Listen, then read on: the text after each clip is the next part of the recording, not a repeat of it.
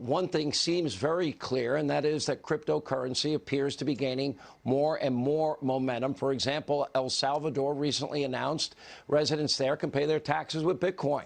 Silicon Valley titans, whether you like his politics or not, CEO of Twitter, Jack Dorsey, he's promoting it as the way of the future. So do you know what a blockchain is? What is blockchain technology? What are the differences between Bitcoin, Ethereum, and a bunch of other cryptocurrencies? What is a Bitcoin wallet? What is an exchange? One thing I can say is that the phenomenon and interest is very real. Here to break it all down, MicroStrategy CEO Michael Saylor is with us. All right, from a distance, I have been following you. I have been studying you. I have spent hundreds of hours with two particular friends of mine. They broke me down. And I wish I knew more. I still can't explain the algorithm. I know what an algorithm is, but an algorithm that never has a final answer, I have a hard time understanding. Why don't you break this down simply for people like me that don't fully understand it? Okay. Well, let's start with the basic principle. People came to the United States for two things, property and freedom. And Bitcoin represents property and freedom to 8 billion people. Satoshi created a computer program that would run in a distributed fashion on computers all around the earth. And that program creates 21 million virtual coins in cyberspace.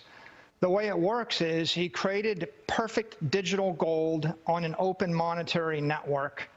And so that means if you wanted to save $1,000 and you wanted to have it beyond the reach of a company, a CEO, a government, a bank, and you wanted to have personal custody of it, you could have that with Bitcoin. Bitcoin is a technical solution to give 8 billion people property rights. If I can own $100 in my hand as easily as I can own $1 billion. And we've never had that in the history of the human race. So what does it mean to El Salvador? Well, at El Salvador, you have a bunch of people that don't have a bank, and they don't have assets, and they don't have access to Wall Street. So when their relatives remit money back to El Salvador, they lose 10% of their money through money transfer agents.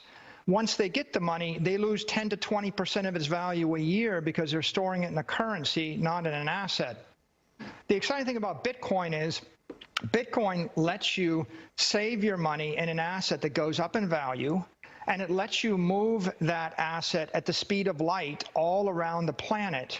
And what the president of El Salvador realized is, using the Bitcoin network, they could cut $1 billion of cost in remittances every year to their people.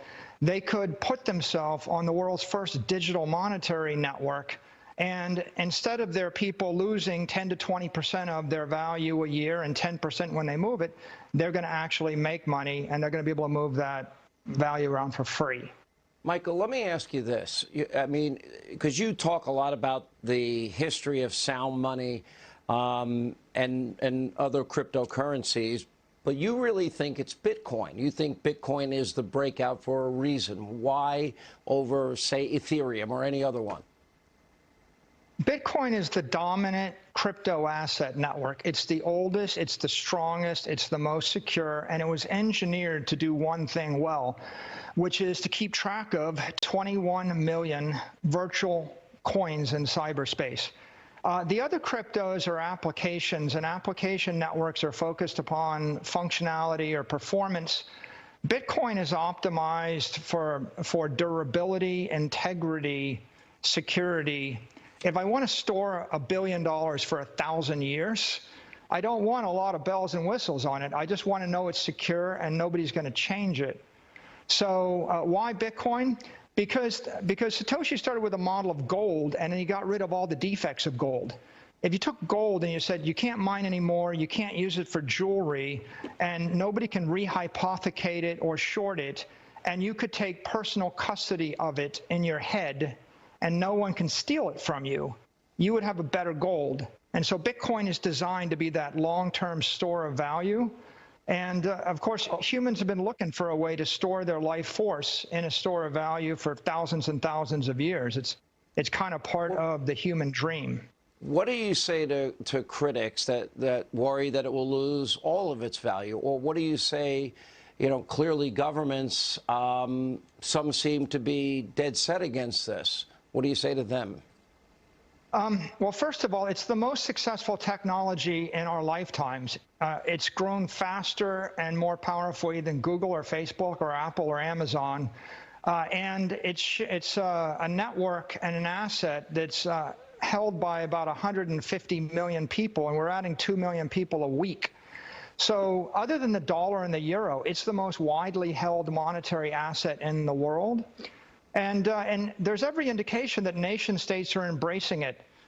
Jerome Powell says it's a digital asset. Christine Lagarde says it's a digital asset. The head of the SEC taught a class on it. I think that people understand it's